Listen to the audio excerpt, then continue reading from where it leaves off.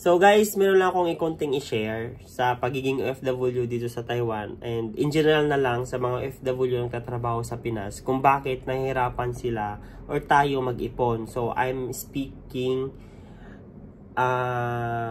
actually sa sarili ko ngayon. Experience ko to hindi ko alam experience to ng iba. So wag nyo, hindi ko alam, nasa inyo na if masamain nyo to. Wala akong, siguro free kayo mag-give ng opinion nyo. Pero yun lang na-realize ko talaga at napansin ko to.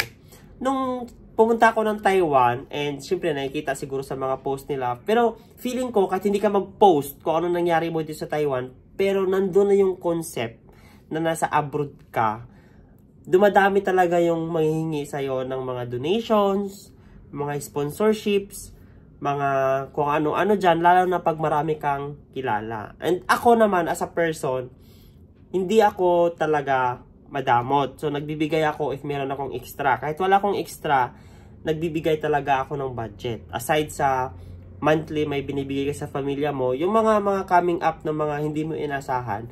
Kaya, isa din yun sa rason kung bakit ako nagdadagdag ng income. Kasi, for example, nag-vlog ako, and then meron ako mga partnership with other mga apps, and this coming may partnership ako ulit na isa. Kasi, gusto ko dagdag income. Kasi ang sabi ko ang mindset ko kasi, pag kulang yung income, dagdagan. Huwag magbawas ng gusto sa buhay. Yun yung parang naging mindset ko sa utak ko. Yun na, which is naturo din sa akin na pag kulang yung income, dagdagan. Huwag tipirin yung sarili or ganon. So, iba naman yung concept na parang nagtitipid.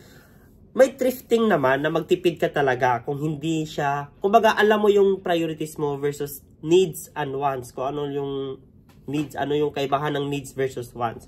So yun, yun yung isa sa mga nakikita ko kung bakit. And isa sa mga din napapansin ko is, it's because ang hilig nating tumulong din from, aside from our parents, ang hilig nating tumulong from extended families. Sa kapatid mo, sa pamangkin mo, sa pinsan mo, sa mga layo-layo na, ganon. And yan yung napansin ko talaga din. Isa sa mga napansin ko. Kasi siguro din yung iba na OFWs na hirapan makaipon or makapag-invest or makapagpundar. So yun. And aside from that, siguro, sige, ano ko na lang is, late, ito, i-consider ko no na late na rason na yung luho. Ang luho naman kasi, for example ako, nangutang ako ng iPhone.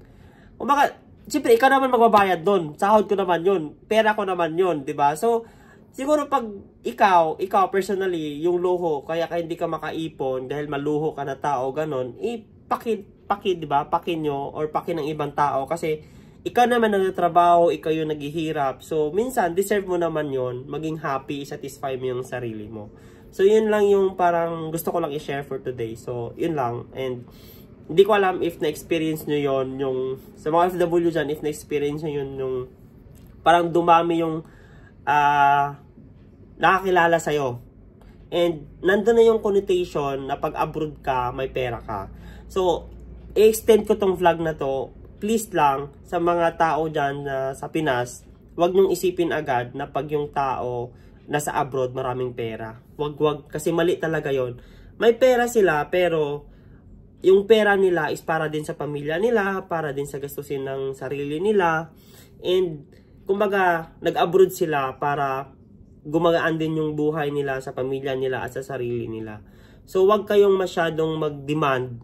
Kung may ibigay man sila, kung nanghingi kayo, no, may ibigay sila na ganitong amount or kung whatsoever na mabigay nila, dapat you learn how to appreciate. And ako, grateful ako sa lahat ng nabigyan ko. Wala pa naman akong narinig na nag-backstab na ay abroad tapos ito lang yung nabigay. So far wala pa naman. So I'm grateful sa mga tao na nabigyan ko, na grateful din sila na meron akong naibigay kahit hindi ganun kalaking amount. So yun lang. So pasensya na, nasa inyo na kung masamain nyo yung mga sinasabi ko. I'm open naman. Sinabi ko lang to, at least aware din yung mga sa kapwa ko na OFWs. So yun lang, bye bye, God bless and good luck.